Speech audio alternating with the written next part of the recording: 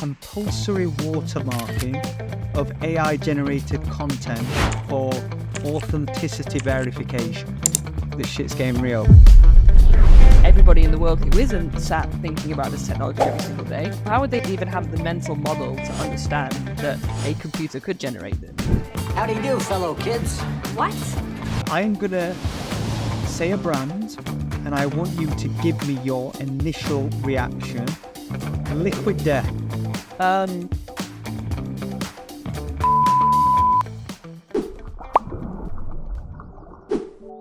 this week's Memes and Machines, we cover a lot. Firstly, Elon Musk in the news again, giving his take on how AI is going to change everything. How should we respond, behave, and what does this mean for us humble marketeers? We talk specifically about algorithmic changes on social. What do they mean for you? TikTok Shop. Why are so many creators enthused about what's happening on platform, and why has TikTok seemingly mastered the in-feed shopping experience when so many other platforms haven't?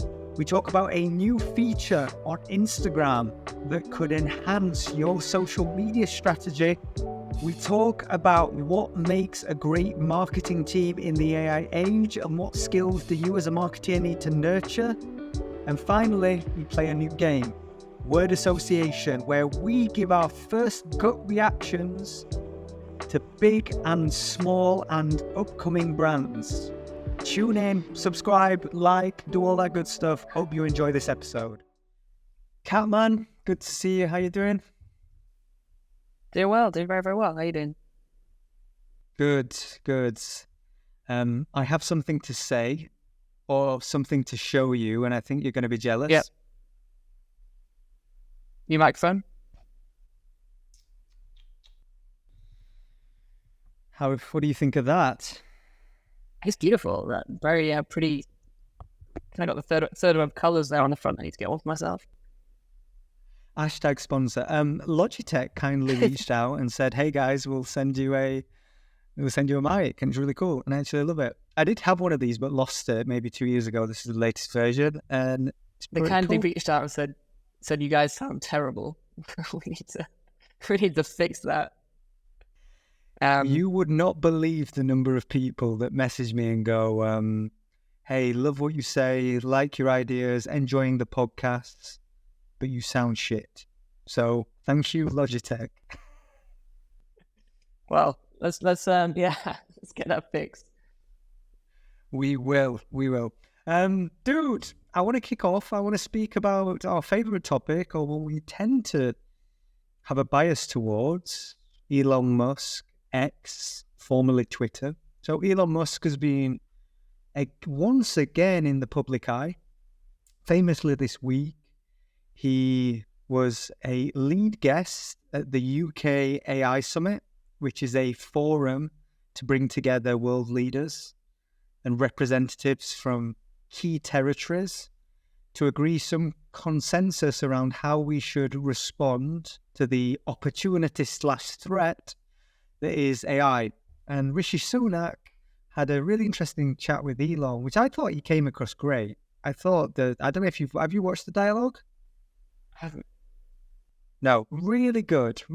I think when Elon has space to be open, and which when you see a prime minister interview a billionaire, it's kind of this unusual dynamic. But I went away going, this was a thoroughly entertaining conversation, number one.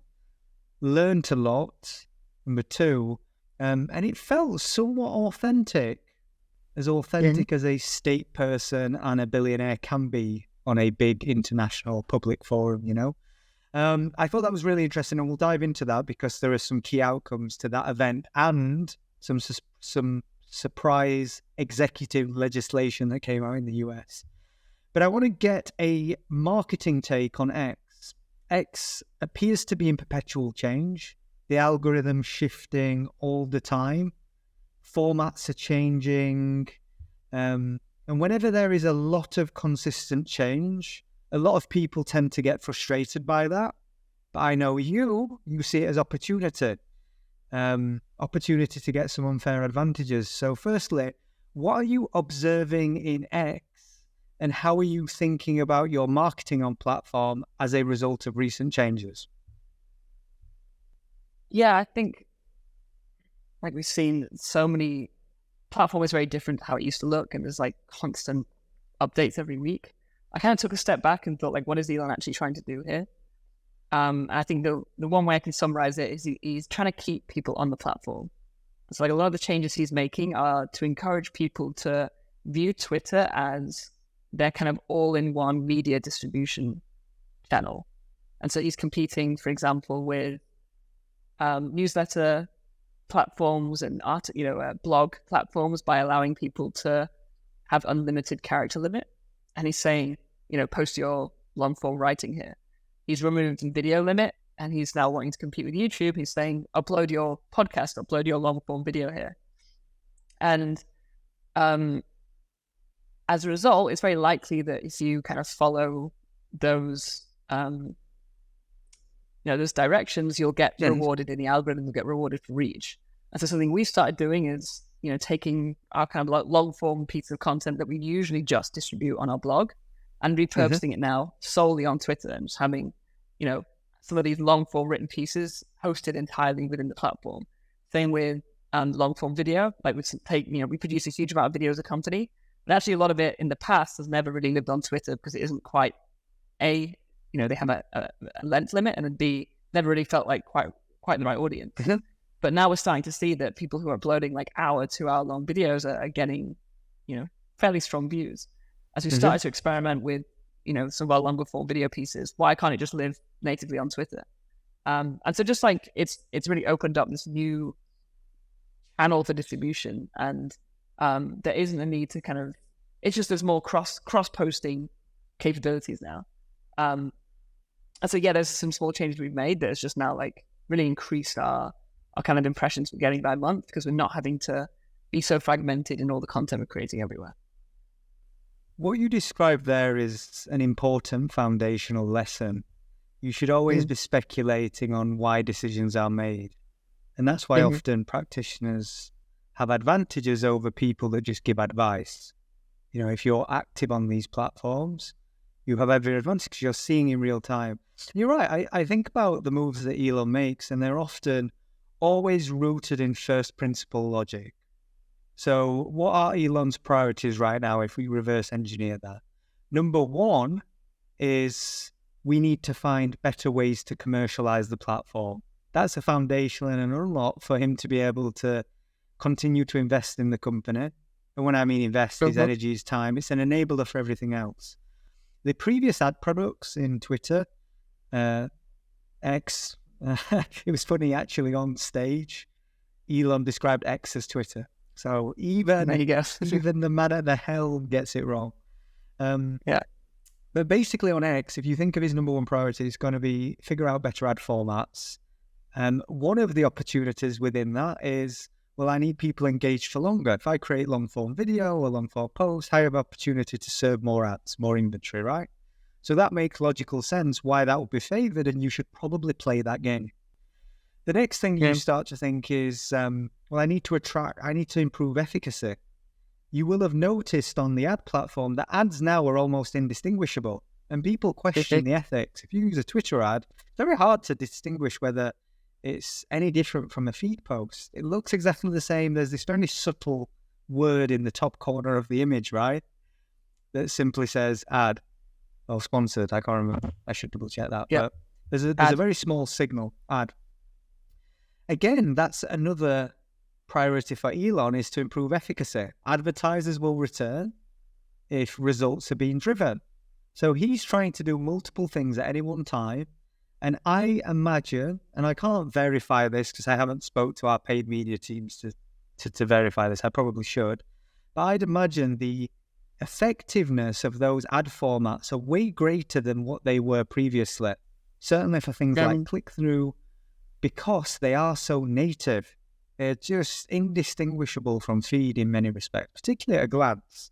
And I would argue me and you have a very in-tune eye, in the sense that this is our profession. We're more observant than the average person. I have to assume that the average X user isn't paying that much attention. So, yeah, I work through that, and I work through the logic and go, okay, what would I be doing as an organization where X has an inherent value as a platform for me? Number one, I'm figuring out a way to distribute my long form content as you described. Number two, I'm doing some paid testing in a new ad format that can probably provide great efficiency, where other platforms, particularly going into key trading, we're looking at Q4 where typically CPMs are at their highest. I think there's probably a really reasonable opportunity to get some good results on X. So you're speaking to the converted, but I love your broader point around following the algorithms and acting accordingly. Yeah, we've been doing some testing on Twitter for ads. Results aren't great, but they're, from what I tested Twitter a long time ago, and like it wasn't even worth moving past experimentation. Just really poor click-through rates, really poor performance, and just anecdotally, we're now matching our cost per click is about the same on Twitter as it is on LinkedIn. We don't run a huge amount of Facebook Instagram ads, so I can't compare there.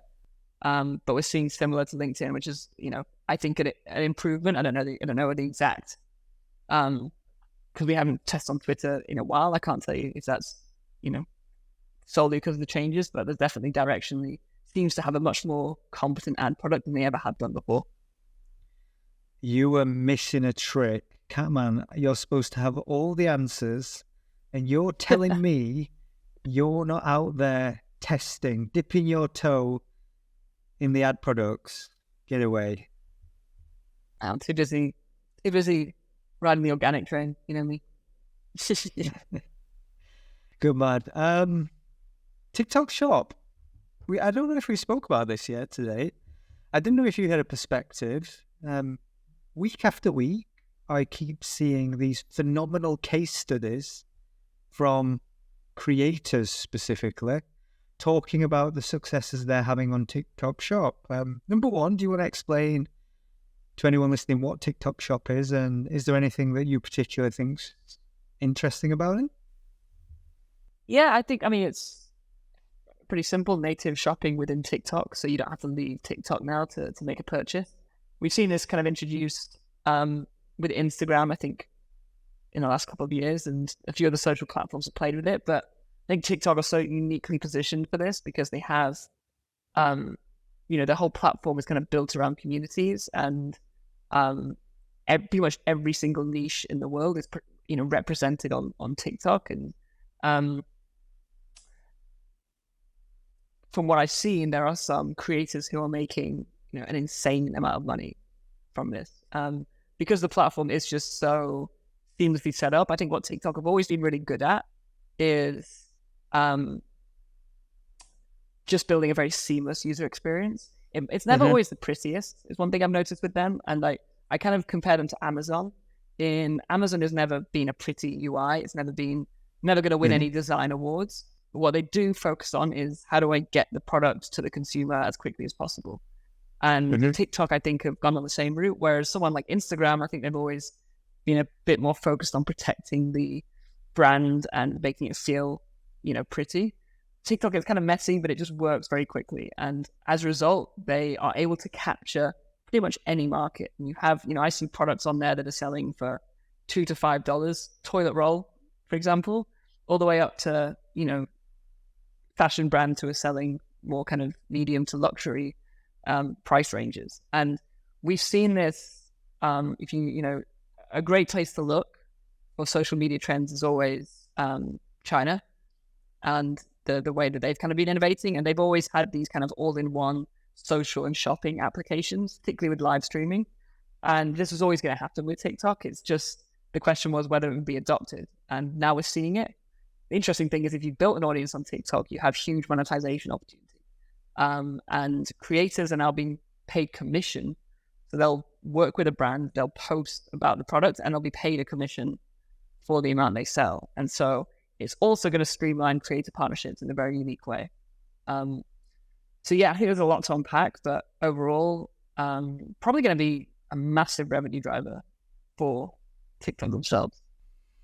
Yeah, I couldn't agree more. And what I think's particularly smart about TikTok Shop, or TikTok generally, is they have been the Trojan horse for most things.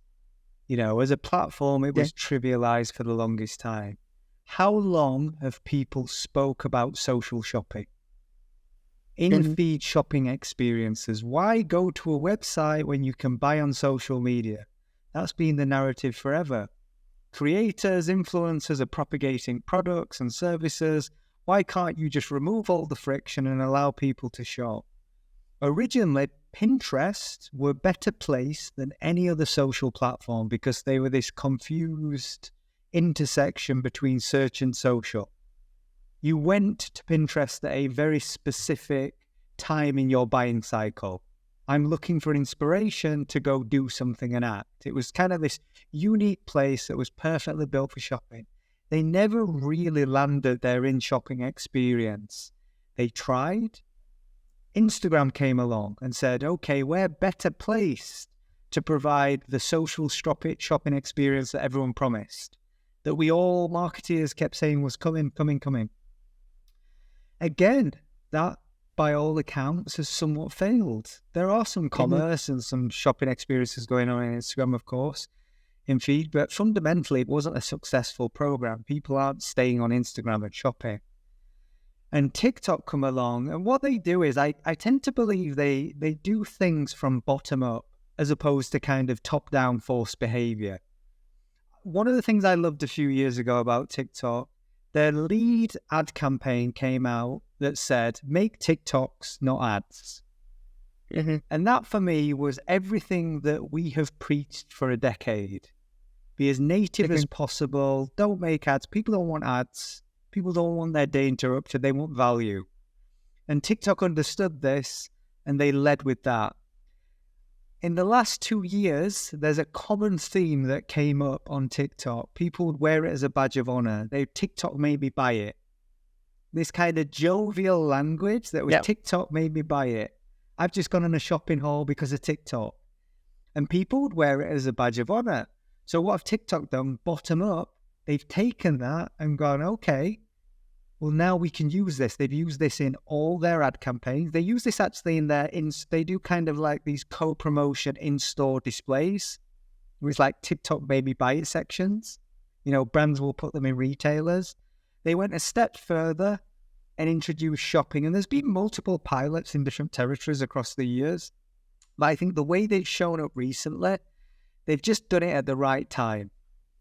And to your point, the user experience, where I think users are so used to like playing with new toys or having new ways of interacting or having new ways of exchanging value, that now they've almost educated the user to the point where shopping is a seamless experience. So yeah, overall, I absolutely love TikTok Shop. I think it benefits creators over brands, but I think some smart brands will make it work really well, particularly when they think about what their creator strategy should be over the coming years. Yeah, and I see the brand partnerships I've seen from creators, when they are working with brands on TikTok Shop, they're just much more incentivized to push the product. You can see it. You can just see the influencing in their eyes is stronger because they know that they're getting paid per item, per item they ship, and so it just makes more sense. It's a much deeper collaboration, and you're going to get much better content off the back of it. Yeah, I couldn't agree more. I saw a new feature today on Instagram, and I thought it was really interesting. Instagram often introduce beta features all the time. So something new will appear on feed on one person's and not on another.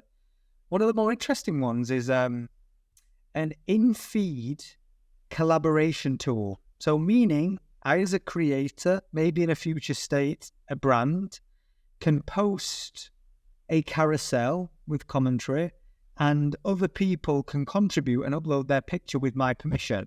So I can submit any person could submit a picture to me for me to approve to contribute to the carousel. And one of the tactics that social marketers often speak about is co-authoring with your audience. It's smart, right? Build with the community, use UGC in your advertising. Now Instagram are creating a feature where you can encourage UGC and give people a platform. One of my favorite social campaigns of all time was Shot on iPhone. Really simple platform where you're encouraging people that create moments in the world. And they use this as a social first campaign that inherently spread across their entire media landscape. You would go around the world and see these amazing shot on iPhone moments. And it was a way to encourage people to, demonstrate the value. And I think, okay, well, this feature now enables really cool, interesting UGC generation in a simple feature. So I kind of applaud this. It's not available to everybody. It may not even make the cut. It may not be rolled out beyond the kind of beta creators that have that right now. But if you were to use this as a brand, how would you use it? And is there any lessons to be learned in kind of features like this that pop up? Yeah, I think it's hugely interesting because we know how strong UGC performs. We know that that tends to be and can be some of your highest performing content, and it's great because you obviously don't have to put the creative, you don't have to put a lot of time into it. The problem with UGC is that you have to seek it out. You have to go and find it. You have to speak to the creator. You have to get them to sign some form. Blah blah blah. It's a headache. Now, if there's some way that creators can drop their content into your lap, Instagram, I think, have made it very easy for them to do so. And so it's like a huge win for brands, in my view. If you use it correctly, you can now fill your content calendar with great content from your audience that they submit, and you don't have to do the heavy lifting. I think the interesting thing is if brands can start incentivizing it, like how do you start like encouraging people to share? And then you just have this kind of flywheel effect going on. But yeah, it's really important, as you said, to stay on top of these things, because your competitive advantage when it comes to growing on social is always going to be how do you find the 100x growth opportunity and milk it before anyone else does? Because these new trends, these new formats on the platform, these new features, they tend to get algorithmic preference when they first launch, because the platforms want to test them. They want to see how people react and respond to them. And so, we've always seen those that move really quickly and those that experiment with these things, they can find that they, double their followers, or they get 10x the impressions they would have got usually. Might not last forever, but if you do that over and over again, you stack those wins, I think that's how you really get ahead as growing on social. Yeah. Generally speaking, there's a rapid decay of efficacy after the initial. The early movers get every advantage. I remember the feature that came out on Facebook when Facebook used to make its way into everybody's social strategy. Yeah. When Facebook in an organic sense made its way, I remember there was a feature that came out that meant if you pushed, you could hold a picture and you could then trigger an animation. So the trigger was you had to press it. And we tested that with like the first one where we put a balloon where it said press here. A balloon would pop and then you'd reveal like, I don't know, a middle finger, or there was some crude kind of reveal. And that was probably the single post that had the greatest reach. I remember we reached something like 200 million people, which is obscene with a single post, because we were the first people that anyone saw. It was so novel that everybody wanted to share, interact, and you'd send all these algorithmic signals that this is amazing content, when really it was just complete novel. But the results were obscene, and that I can name a handful of occasions where that's happened. But I generally agree with a broader point. For me, whether testing features like this provides return in the short term, I almost believe it's irrelevant. I think it's an effective way for teams to behave as modern marketeers. You get more out of the mindset and the philosophy and the behavior than you do out of the outcome of the action. So I tend to view this like having this obsession with how things are changing is a better principle to lead to great team building or team ethos as opposed to the outcomes. Whether it works or not is redundant to me. Yeah, exactly. And I think like if I was to think of like you had the kind of Wild West Facebook days where you could get this insane reach, I'd say TikTok is in that similar space right now where if you're staying on top of the updates TikTok is adding, there's probably some 100 million reach opportunities in there somewhere. You're right. It's all about having a philosophy. Do you think that still exists? TikTok feels like one of the only places on the internet where that probably exists at scale on the occasional, witty commentary that lights a fire on X. Sure, that can kind of go far, but generally speaking, they're probably the only two places, maybe LinkedIn, where you can light a fire. No, I'm seeing on Twitter. I've seen creators, people like George McGill, who's kind of cracked in viral code on Twitter, and I think with like 2 or 3 posts, he reached, I think like 100 million people. Some crazy figure. Reached Elon Musk. Jeff Bezos follows him, and he did it because I think he moved quickly on understanding the platform updates. One of the posts was a long form post; it wasn't a thread. And it was, the combination of years of, adjusting his content strategy and trying 1,000 different things. And then that compounds. So you have 1 or 2 posts that reaches just a number of people that is difficult to fathom. Right. And I think that's the beauty of social media. I think there's opportunities do exist on every platform. It just takes as many shots at goal as possible. I don't think you can be as, like we were, it's probably the same philosophy, right? We were just trying. We had lots of shots and goals. And we were so in tune with the platform that we started to build a muscle for what really worked. I'll tell you an interesting anecdote. I noticed someone last week who's an incredible content creator on Twitter. He does these. He'll do these like list posts where it'll be like.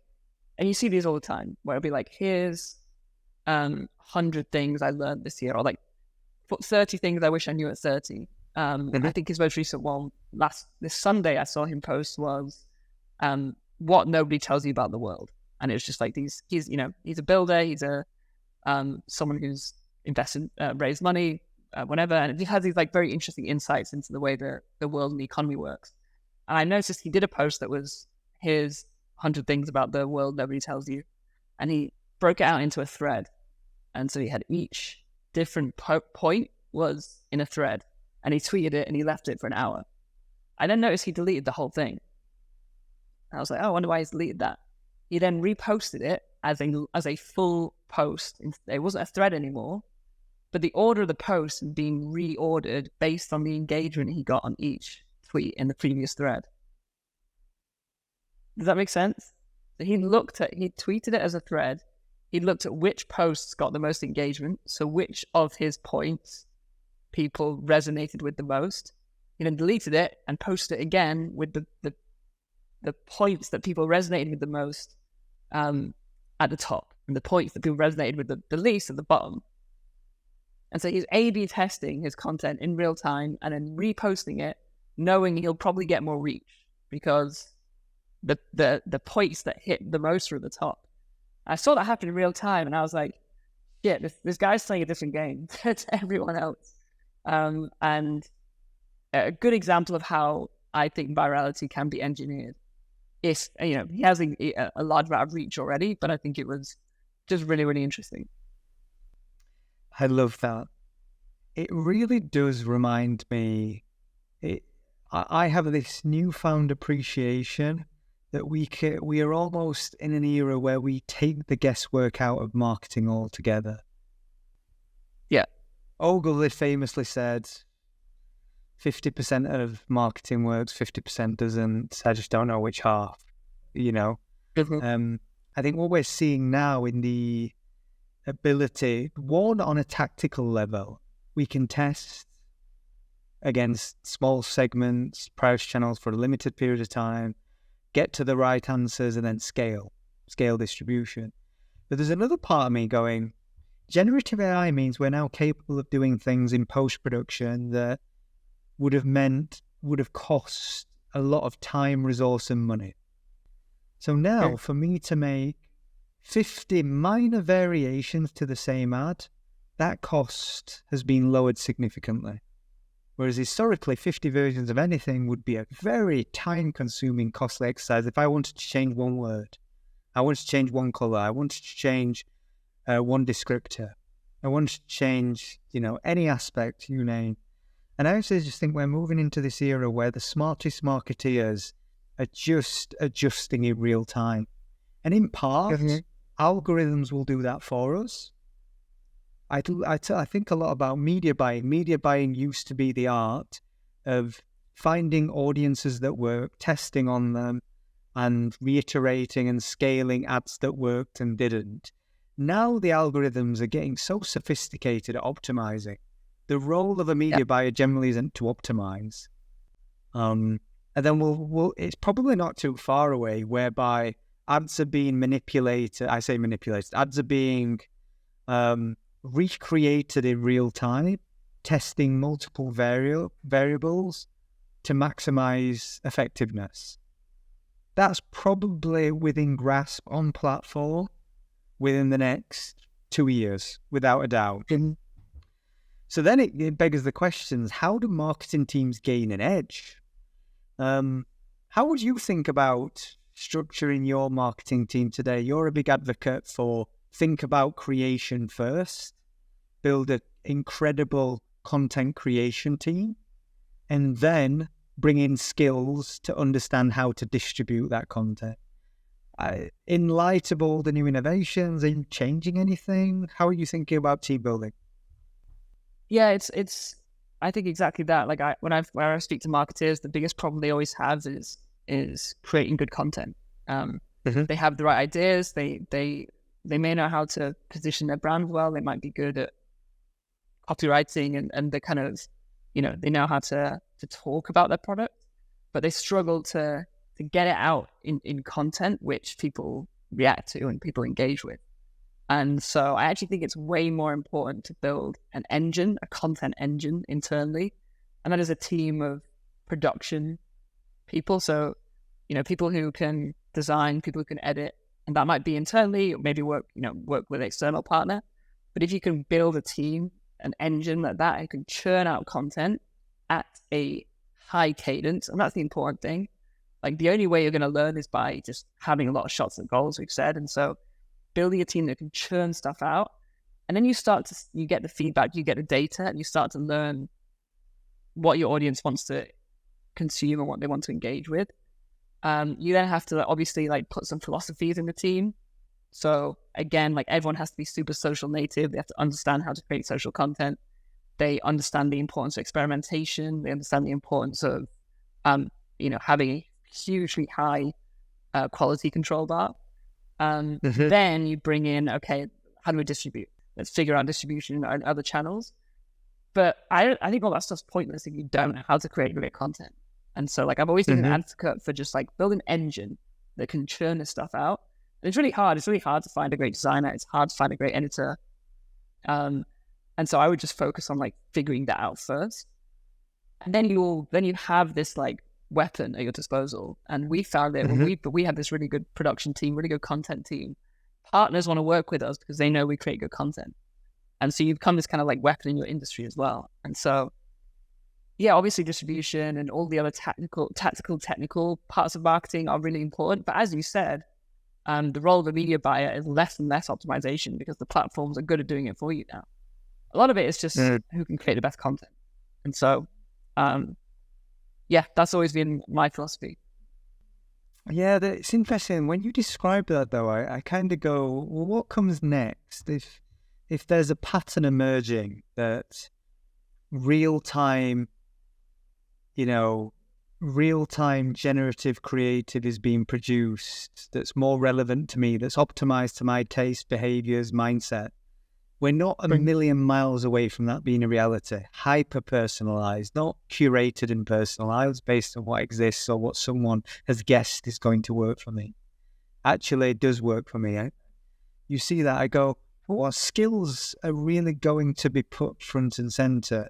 And for me, in part, I think I would suggest that strategists are becoming increasingly important, putting intention behind where you spend energy and time, people that are analyzing data with the aid of AI to support them to make better conclusions. But I go, orchestrators, conductors, producers, it's this type of mindset or role or skill set that is probably going to be more valuable as execution, or we become more detached from the execution.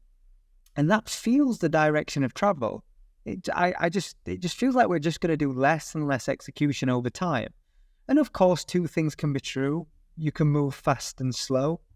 It was really interesting. I've been watching a lot of Warren Buffett recently. And I go through cycles of Warren Buffett. I'll have, every year or so, I have a refresh. And I listened to him give a take on AI.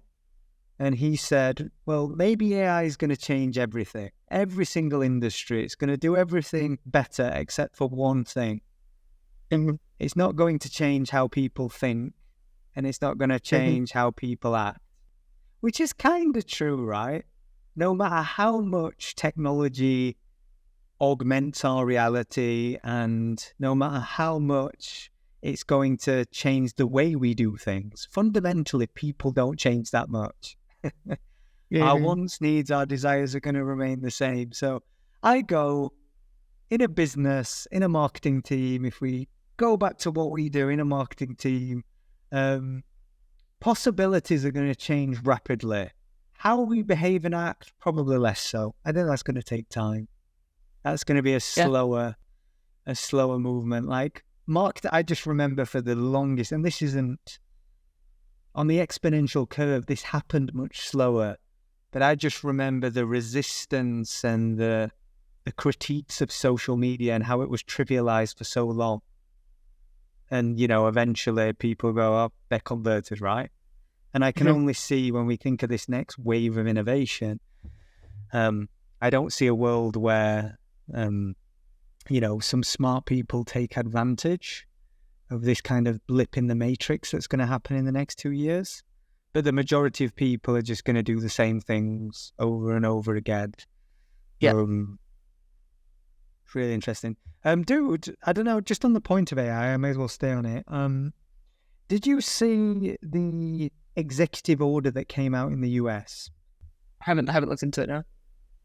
So the Biden administration, basically, it was kind of unprecedented because an executive order, meaning it passes, it doesn't go through Congress in order to be passed into law. It's mandated.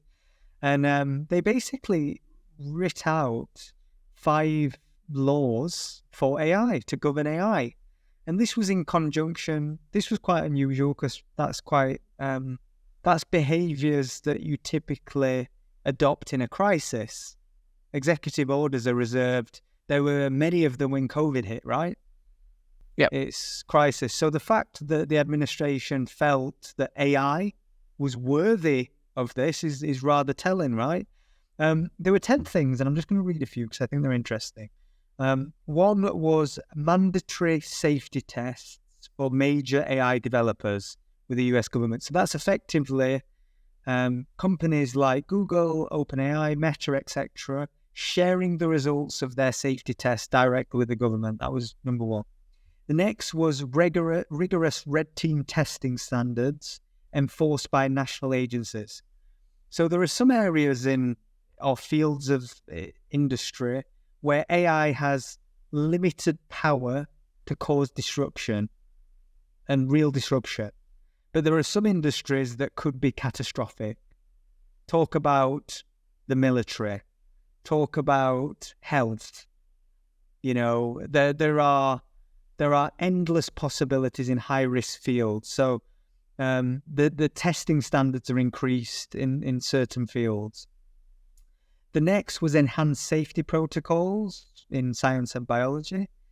What I found really relevant to us, and it's something that people have spoke about a long time, is they have identified compulsory watermarking of AI-generated content for authenticity verification.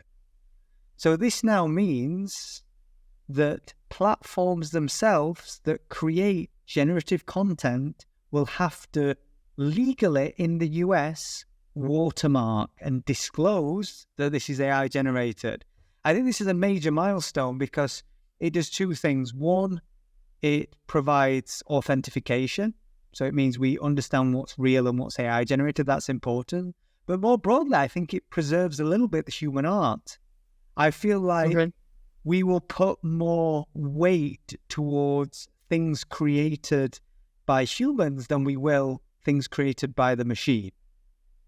It's going to be very natural to us. So I think that's a positive thing for the arts more broadly, whether that's film, TV, advertising, design, you name it, photography. I think we'll create a healthy distinction between AI generated and non-AI generated. So I think that's really interesting.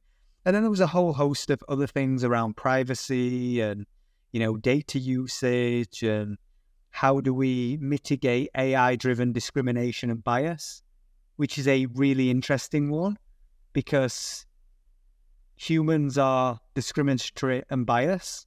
So how can we expect a machine not to be when it's, it's interesting, but maybe that's a positive thing. We can create a fairer system because you can create something objective that doesn't have the same inherent flaws that a human has. So yeah, I read it and I thought, wow, the fact that the government has, the fact that the US government has felt this is so significant that they would bypass all procedures and laws to create an executive order.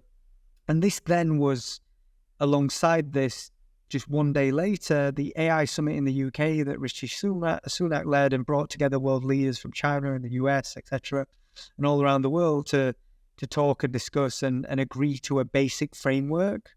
I thought it was really important. So yeah, a lot's happened this week alongside the many developments. I didn't know if you had any perspectives on, what does this mean for the average person in the street? What does this mean for marketeers? Other than, wow, this shit's getting real. I think the really interesting one in my mind is, watermarking AI creations. Because, we are so plugged into the technology and we are in these kind of like bubbles of advertising and tech, and we're also hyper aware of everything that's happening. I think we're getting quite good. I feel like I'm getting quite good at recognizing AI generated, artwork. I think it's kind of like a visual language you can spot. You can say to yourself that's probably AI. But that's because we know the technology exists and we're so close to it and we see it every single day.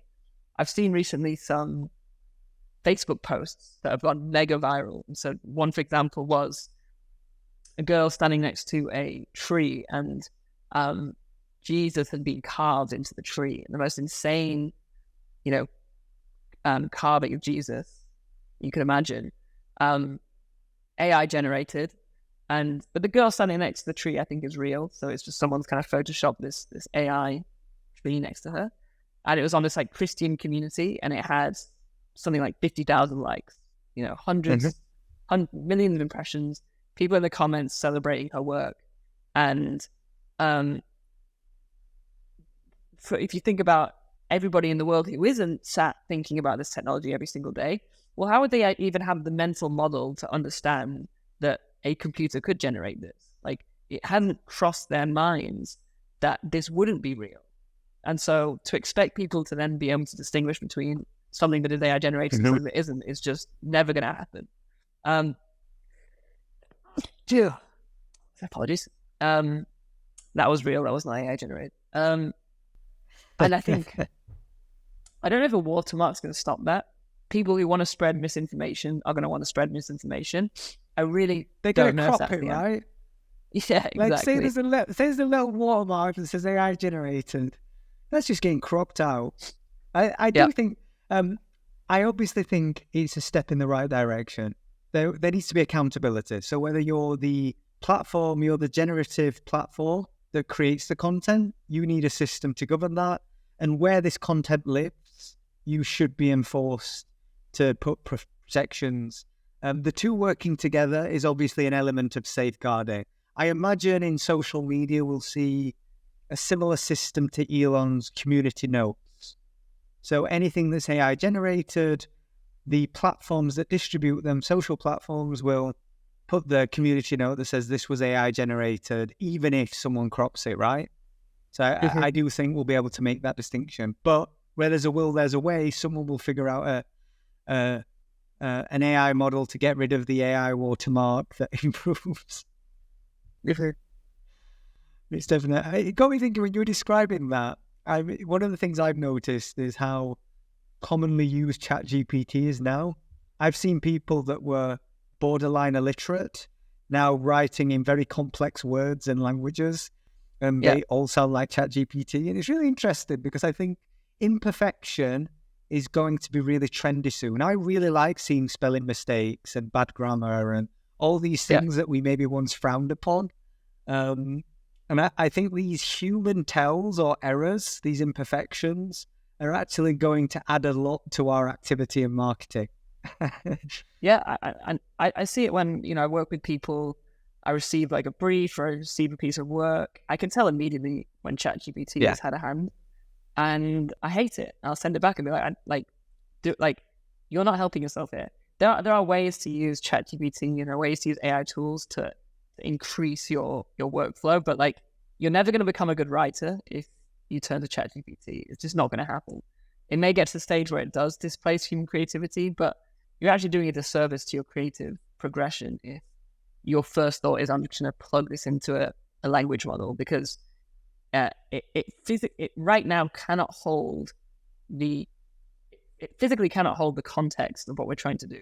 If you're trying to market for a business, there's so much context, there's so much nuance to your messaging, to your branding. ChatGPT doesn't have that. It doesn't have that built in. In the future, there might be a way that we can plug in all of our past content and all of our past brand guidelines that it can spit out something that is close to what we're looking to do. But right now, it just doesn't. And so, I think people should be very cautious about turning to these tools as a replacement for creativity. I think they're much better viewed as a kind of facilitator right now. Interesting. You know who you sound like? You sounded like the parent that said, don't sit in front of the TV or your eyes will go square. I get your point. I wish I listened.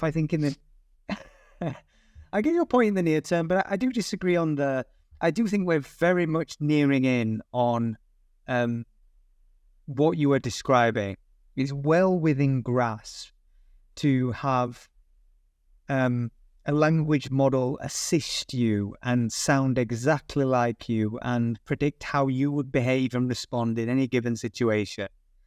It's interesting. I watched a YouTube video and it was basically a breakdown of going from ChatGPT 2 all the way to where we are now, and the time frames and the meteoric shifts on the testing programs that they went through. And it really is incredible. And it's only when you get the context and the speed of improvement, it's very easy for us to criticize, the majority. However, I would argue that ChatGPT, even the basic nonsense that gets dribbled out today, is often better than a lot of the standards that we've come to accept. And I just have to go a step further. Long term, dude. I want to conclude with two things actually.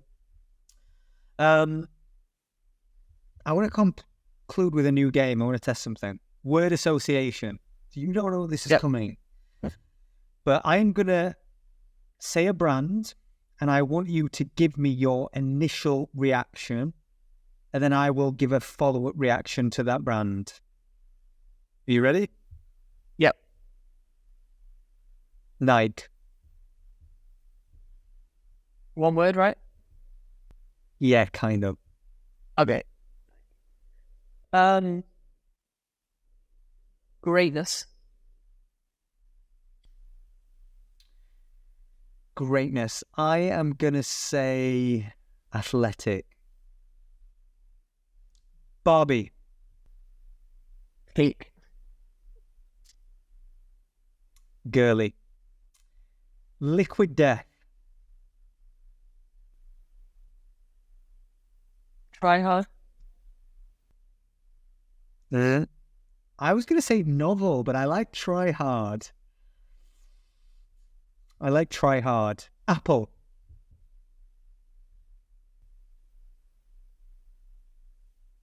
Perfect. Clean. Airbnb.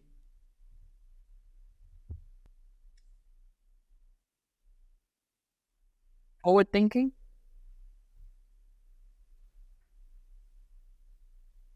Creative. Coca-Cola. Santa Claus.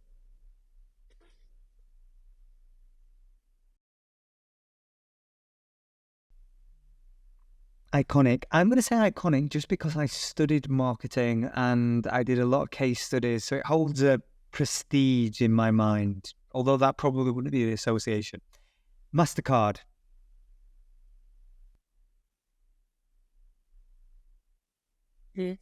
Uninteresting. Priceless. MasterCard's my favourite slogan of all time, actually. I don't know if I ever told you this. Priceless. I thought it was just iconic. For a financial brand to have a platform like that, incredible. You'll like this one. Third Web.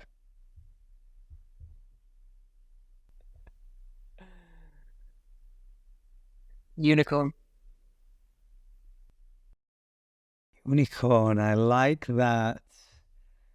You know what I was going to say? What? Hands on keyboard. Hands on keyboard. Fly story. Keeping brands at the forefront of what's possible. Can't argue with that. That's a good one. Dude, the last thing I am just going to conclude, because I know you want to get off. I listened to a podcast from Charlie Munger just yesterday. And Charlie Munger, if you're not aware, is... my mind's gone blank. Charlie Munger is the right-hand man to Warren Buffett, his business partner. Been in business 50 years. He's 99. At the start of next year, he turns 100. And he's one of the most impressive, I suppose, investors, entrepreneurs, thought leaders, very grumpy, very wise. And it's just really interesting hearing someone who's about to turn 100 just give their take on the world. And it's a very rare occasion. He's never done a long-form podcast before. And I think this was semi-accidental, recording him at dinner with his permission. And he was asked, what are you going to do when you turn 100? And his response I absolutely loved.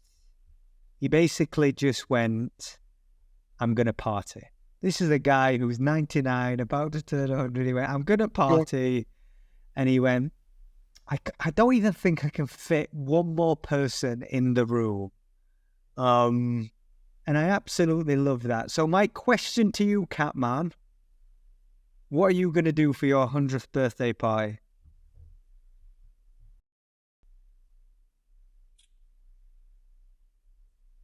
I'm going to have a whiskey sour. You grumpy mother.